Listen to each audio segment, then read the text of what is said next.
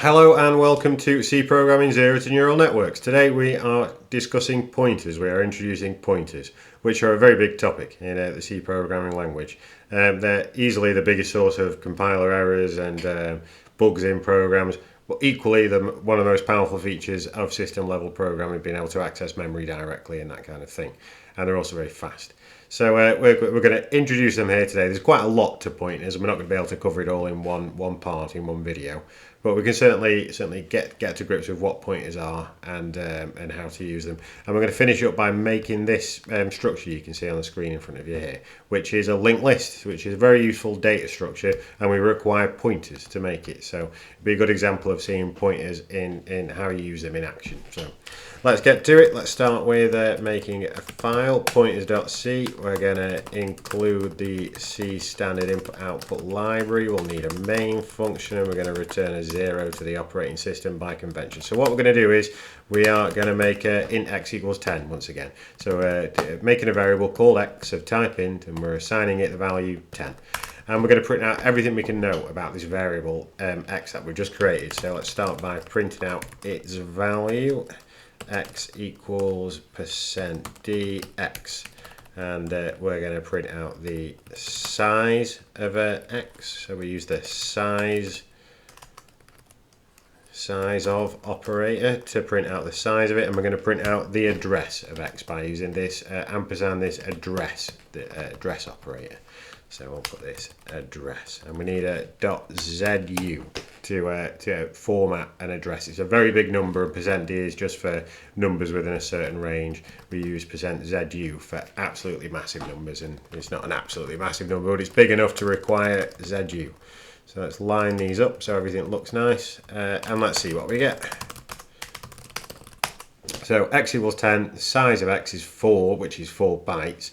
And then the address is this really big number here, 14072, and so on. So first of all, what do we need to do? We want to store this somewhere in our program and sort of use it later on.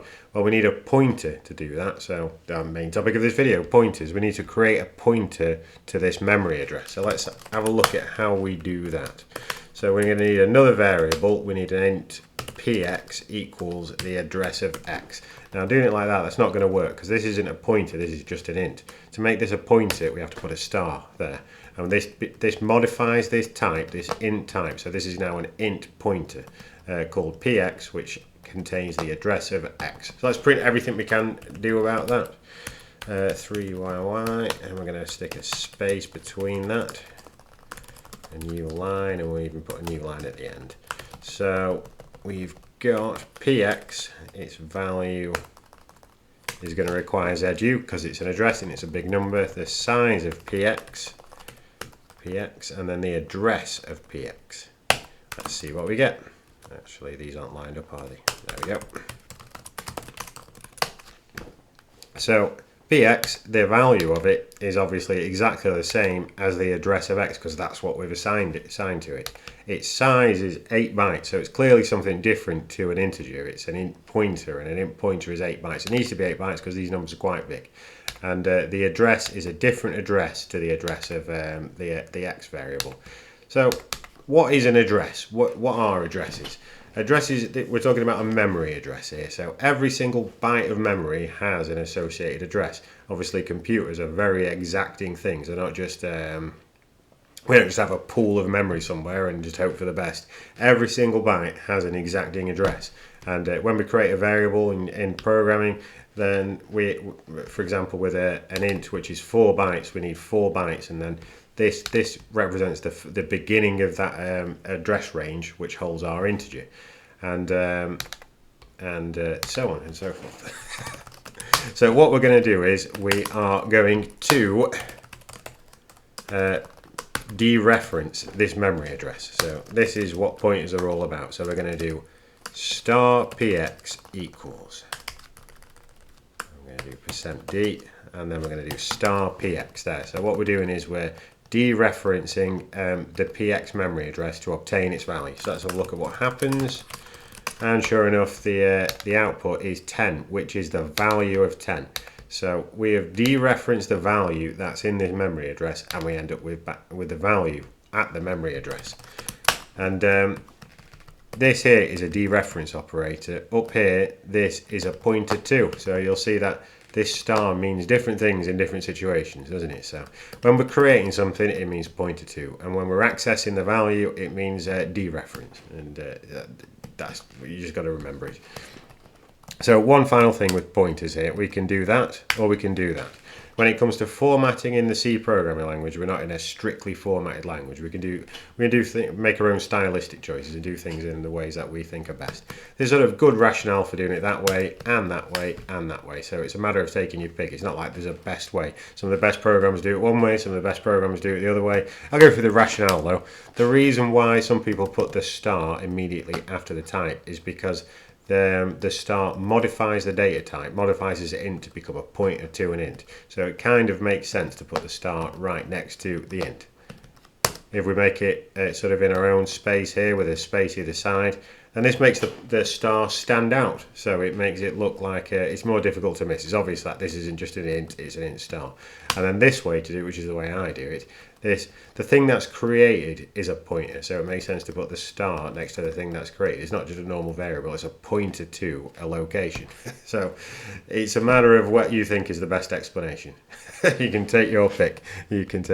But I do it this way, mostly because I think it makes the code just look a little bit more neater and tidier and more uniform. So, you know, do whichever way you think is best. But unfortunately, if you're going to be working with other people's code from time to time and certainly reading other people's implementations, you're going to have to get used to reading all three types, but it doesn't really matter. Right, so that's basically a pointer. So let's summarize that. So when we make an integer int x equals 10, what we do is we assign the value 10 to the variable x. It's an integer, so it's 4 bytes on an x86 64 computer. We went through this in the first part, and it lives at a particular memory address. We can create another thing called a pointer to store the memory address of that variable, and that pointer is 8 bytes in size. It has its own unique address because it has to live somewhere else in memory, and if we dereference that pointer, we get the value stored at that address. And one final thing, we can do a pointer to a pointer. So what about this? What if we want to store the address of px? Well, you have to do this. Int star star ppx perhaps equals the address of px. And this, how you read it is, this is a pointer to an int. And obviously we can do this forever. We can do a pointer to a pointer to a pointer to an int. Sort of start at the variable and work your way back to the type is the best sort of approach to take. So that's the introduction to pointers, and that's about as much as that's going to go into anyone's brain in an introduction to pointers. And that leaves a lot out, doesn't it? I mean, we've got void pointers, function pointers, we have pointer arithmetic, we've got all kinds to go on with pointers, but that's enough for now. So basically a pointer is something that holds the memory address of a variable. And we can use that in a variety of ways, and we can certainly dereference a memory address and get the value at that address. So let's go on to building our linked list here, which is going to require the use of pointers. So let's get rid of all that. So how do we want this sort of linked list implementation to look? What we're going to do is we want a function called link where we can just stick a number in. So to describe this picture right, these numbers are just picked at random: 32, 12, 77. I've just picked them arbitrarily. So each of these pairs of things contains an integer component, a number, and it contains the address of one of these, and that points to another one. This address points to this one, and so on. We can have effectively unlimited number of these in a big long chain, or a list, because it is a linked list. So we want to be able to call a link function, which is going to put a number into that linked list and add a new element onto the end. And to confirm everything's working, we want to print links function at the end to sort of print out all the numbers one by one and confirm that they all went in correctly. So let's go ahead and make that. Let's make this structure. So what we need to do is, this is two things, isn't it? This isn't one thing. So far we've only used primitive data types, apart from in the snake game that we made. So we've got like int x equals 10 like we did before. We can have an array, but we can't have two different types of things in one primitive data type. So we can make our own types in the C programming language with struct. So we do a struct open close curly braces semicolon at the end, and we can have int data as the holding the number component, and then we need to give this a name, so we're going to call it a node with a generic name. We'll make this a generic implementation, and we need a struct node pointer a next. So I've spelled that wrong, haven't I? A struct node pointer called next. So we're making one of these, and inside it we're making a pointer to one of these, which is a kind of recursive thinking, but that's how we do it, and it's a useful feature of the C programming language. Now once we've done that, to use that we have to type struct node, and we maybe make one called my node, and then we can do my node dot data equals 32 to access the element inside. We use a dot. We use the variable, the struct name and dot. But we can make it a bit easier to write. We can use a type def, so rather than writing struct node, we can just write node. That's how we're going to do it anyway. So we do type def, type define. We define our own type, struct node. Then we need to give it a name. We're going to call it capital node, capital N node. So there's three parts to this. We're doing a type def on a struct node, and we're calling it node. Is how to read that, those three parts. And now we can just do node my node. Makes it a bit more succinct. So write my, and same again, my node dot data equals 32. We'll fill out the data part of that node. So that's how we do that. So, but obviously we want our link function to actually handle the nodes. So let's make a link function. Link. So void function, because we're not returning anything, and we need to receive the data that we're sending to it, and we need to make a void print links function and return nothing, and that doesn't take any parameters. It's just going to loop through all the links we've made and print them out. So in order to we need to be able to have an entry point to this list, and we need to track the end of the list. This is how we do it. So I will draw out the architecture. So basically, where are we? If we make one of these, and we write in, so we've just made our first one of these, we've put the number 32 in it, and then we've got the pointer part here. And we've got nothing else in the list, so the list is blank. Well, we need some way to get access to this from other functions. So what we need is like a global variable, which we're going to call head. And then we need another global variable called tail, which is going to mark the end of the list. But when we've only got one of these, the head and the tail are both going to equal the same thing. And then this pointer here is going to point to null, because we're going to use the last element of the list pointing to null to terminate a loop. So if we're looping through these one by one, we want some condition that's going to say we've got to the end of the list. Well, the last one is always going to point to null. So what happens when we add another one of these? So, well, actually we'll leave that in for a minute. We're going to make another one of these over here. And then once again we have our data part. We'll put the number 12 in, and we've got another pointer here. Well, now we want to change, we're going to go back and change this pointing to null. Now we want this one to point to this one, and we want this one to point to null. And then we want to update the tail, so this now points to the last one that we put in the list. And then if we add another one, we do that same process again. We shall do it, even though we haven't left much space. If we add another one,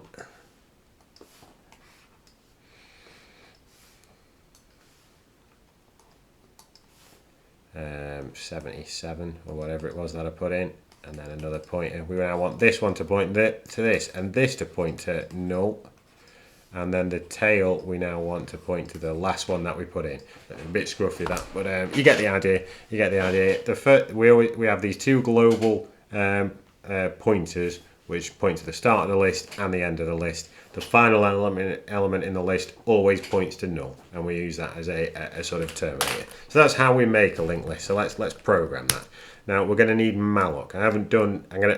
Malloc definitely deserves its own part in this whole series. So for now, we're just going to say that malloc allocates memory on the heap. There's two types of memory available to our program. We have the stack, which is the fixed amount of memory that the program has in the formation of a stack. Then we have all the rest of the memory that's not allocated to any programs on the system. So if we've got 16 gig of memory, we might have 14 gig free at any particular moment, and any program on that system can request some of that memory and use it and have it allocated to that program.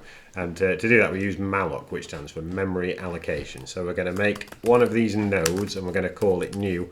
We have to make a pointer to, because we're using malloc, and it returns the address of the memory that we've allocated. So we do malloc, and the way malloc works is it just gives us bytes. So if we put in 100 there, it'll give us 100 bytes. If we put in 50, it'll give us 50 bytes, and so on. What we want is a specific amount of bytes. We want the number of bytes required to hold one of these. So we do size of node, and that will give us the amount of memory required to hold one of these nodes. And it will return the address of it in the form of a node pointer.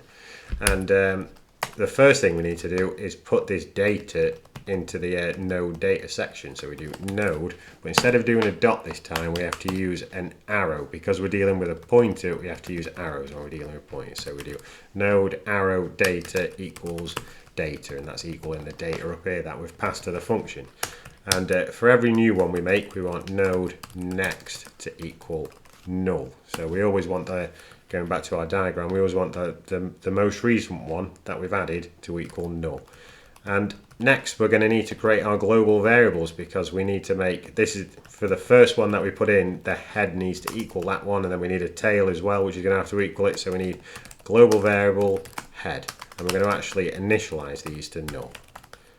We need another global variable called tail, and these are node pointers once again. So these are pointers to nodes.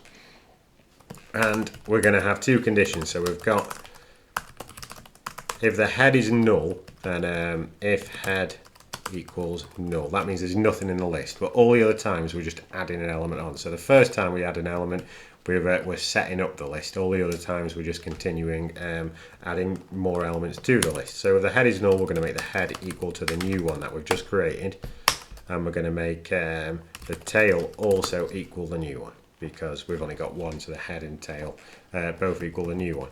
For the case that we've already got at least one in the list, we want the tail next to equal the new one, and then we want to move the tail to equal new after we've done that. The sequence is very important there. And that's it. That's that bit of program done. So this will create these links. This will create these. So the final thing we need to do is just print them out. So let's do the print links. So what we need is yet another node pointer. We're going to call it track, and we're going to make it equal to the head. So we're assigning it the same value that's in the head, the pointer to the head, which we can access from anywhere because, again, it's a global. And then we're going to while through these. While track is not equal to null, and then track equals track next is how we're going to iterate through. Every time we go through this loop, we're going to move forward. We're going to move forward to the next one, and then to the next one. And for each one, we want to print out the data. So we want /m%d track data. Now I have not included the C standard library, so we need the C standard library to use this malloc function. So hopefully we'll get no other compiler errors. Expected identifier, have I missed a semicolon?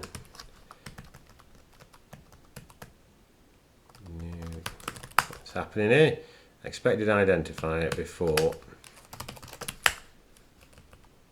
void link data node new equals malloc size of node semicolon node data equals data, the data is coming in there, node next equals null, if head equals null. Why am I missing a semicolon here? Expected bracket before I know why, it's because it's supposed to be new, isn't it? New. Pretty silly error, that one. And it actually works. Right, so that's our linked list working. So 32, 12, 77. And now we've got these sort of helper functions set up, all this structure, this linked list set up. We can use it to do all kinds of things. Well, we can use it to put numbers in a list, but we could expand the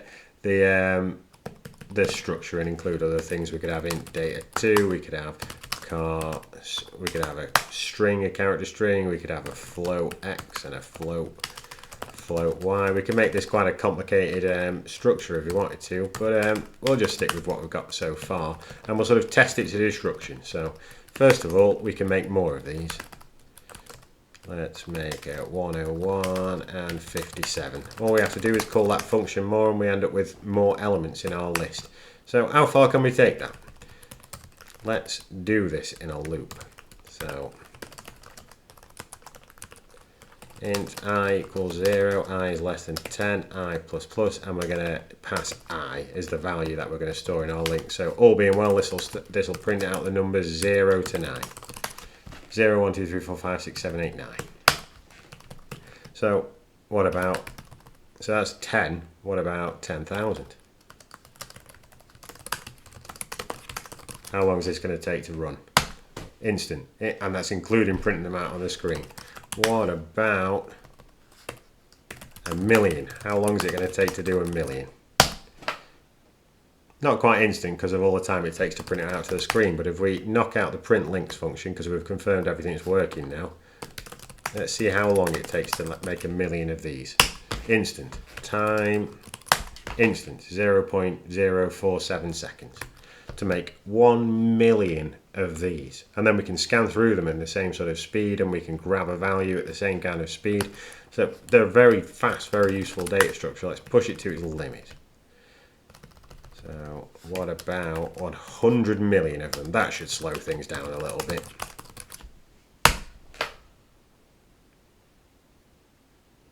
About 3 seconds, do you reckon?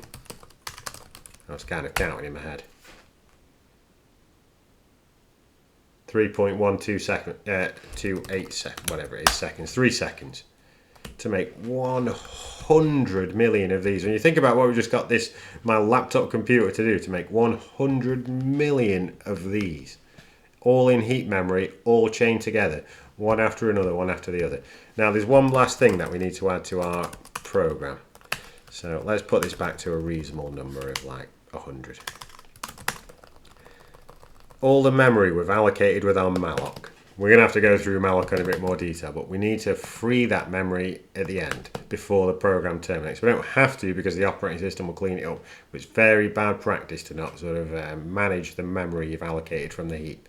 It's much better to explicitly free the memory. In fact, definitely always do that. So we're going to make another function called free links. And it's going to look very much like this print links function, so we can 13yy just copy and paste it, and we're going to change its signature to free links. And we're not going to print out this time. We're going to cycle through the list, and we're going to free the memory that we've allocated for each one of them. We're going to need an additional node pointer called temp, which we'll just have set to nothing. What we're going to do is we're going to do temp equals track, and then after we've moved the track forward, we're going to free temp. The reason we need this temp variable is if we free the track, we won't be able to move forward in the track, will we? We won't be able to access that memory again. So we need to move forward, and then we need to save the track, move forward, and then free the one that we saved. And then we do that over and over again. So this now will, we can restore this print links. This will now free all the links at the end. And oh, we did 100, didn't we? And this program will now exit clean. I've got Valgrind installed. I haven't. Do you reckon I can install that? Is it Valgrind? What is it called? How do you install Valgrind? Arch install Valgrind. It's got to be a package.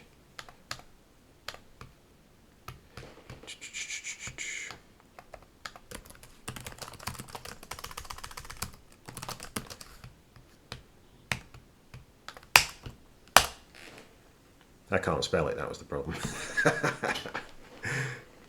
Struggling with my spelling of Valgrind. They should tell us if we have any memory that we've not freed. So now we should be able to do Valgrind minus leak check full, I think you do, /a.out. Valgrind minus, I'm sure it's link check full. Leak check equals full.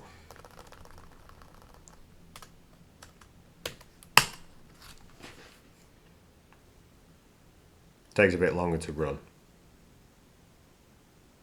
Come on, Valgrind. I haven't been checking my memory lately, so I've not been doing much of this. There we go.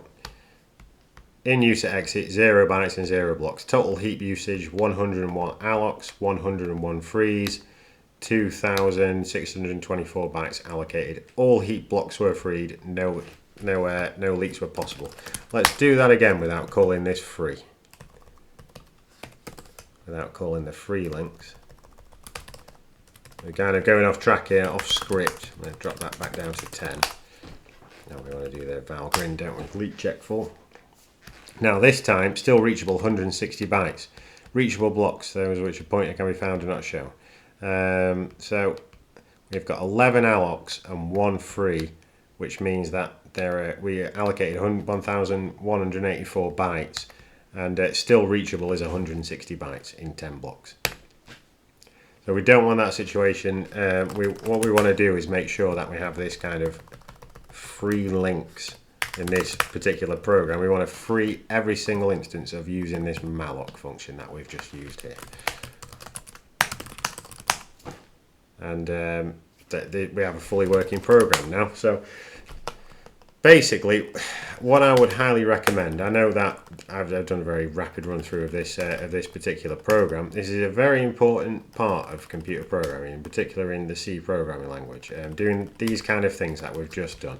So creating a structure to hold some data and then creating instances of that data on the heap and tracking sort of pointers to where they begin and end is really, really useful. So what I would suggest if I was to be in a situation where I needed to learn how to make this, learn how to make this structure, I would literally type that program out 100 times. Now this isn't a very good example of the program. First of all, I'm using the keyword new, and if you're a C++ programmer, if your ambition is to be a C++ programmer, you don't want to be using the new for variable names because it's a keyword in C++. So straight away this program isn't cross-compatible with C++. Second thing is this link function here. I think in the C standard library somewhere there is a link function, so you want to avoid using anything that's in the C standard library. You really want to call this add link, don't we? And then finally, there's a better way of doing this bit here. If you think about this if statement, we evaluate this conditional if every single time we add a link, but only in the first instance, only the first time we run it is this true. All the other times we run this else statement. And therefore we're doing a conditional, so if we've got 100 million of these, we're doing 100 million checks every single time we put one in, which is going to, I mean, the computer does a conditional check very quickly, but it doesn't do it instantly, so there is some kind of downtime, there is a kind of overhead to doing this if else. So we can eliminate that with programming this in a slightly better way. I won't go through that now. What I would suggest is this is a basic template for a linked list. You'll see it in lots of different places. It's about pretty much the de facto example of how to make a linked list. And I would, if I didn't know this, I would just type it out 1,000 times if that's what it took. Well, not 1,000 times, but you know, if I'm good practice for learning any good mechanisms, if you type something out, say 3 times, it's only a 68 line program, type it out 3 times, and then forget about it for a couple of days, and then try and type it out again without making any compiler errors or mistakes, and then obviously you're probably not going to have got to the point of typing it out effortlessly at that point. So give it another few days and then try again, another few days and try it again, until you can just type it out without even thinking about it, without even engaging your brain and just letting your fingers do the work, sort of programmed into the muscle memory of your fingers. It's a really good technique for learning programming mechanisms, which are what to be a good C programmer, you need to think in terms of mechanisms and learn lots of useful mechanisms. So when you reach a problem or trying to create something or solve a problem, you'll already have a good like toolbox, a good repertoire of mechanisms that you can just use, and you can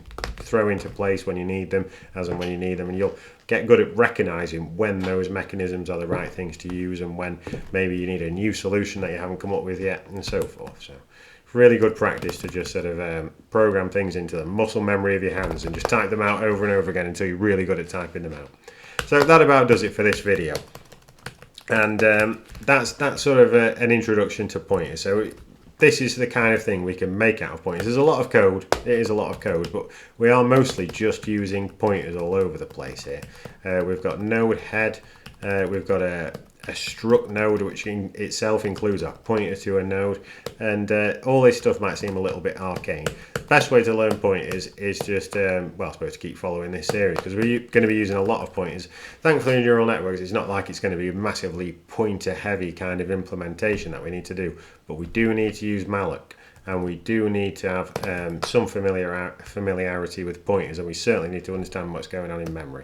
And if you have ambitions to be a master of the C programming language, you definitely need to master pointers.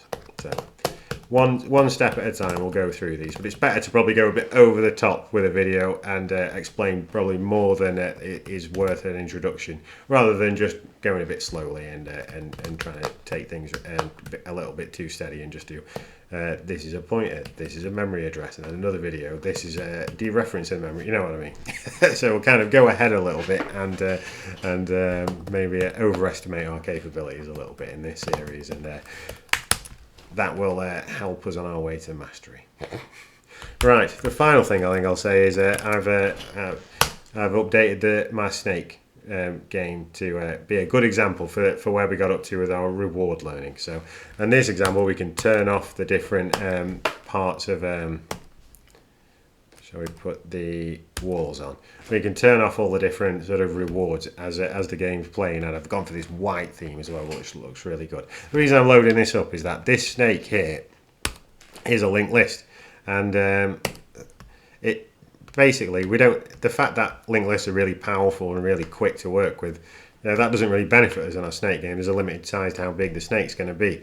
But what does benefit us is that linked list, once the setup, are really easy to work with. So we hold the X and Y coordinate inside the linked list, and we've got a head and a tail pointers that point to the head and the tail, so we can access the snake from any function. It makes it really handy and really convenient to program this kind of thing. And I know it's only a simple snake game, it's not exactly, you know, a world-changing program or anything, but if a linked list helps us make a snake game really easily, think about how all the other things that it's going to help us make as well.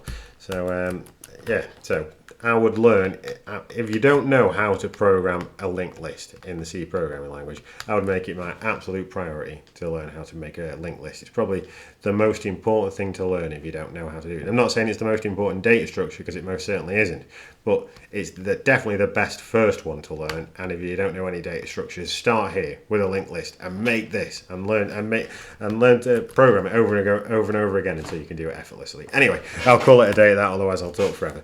Right, I will see you next time for more C programming 0 to neural networks. All the best. Goodbye.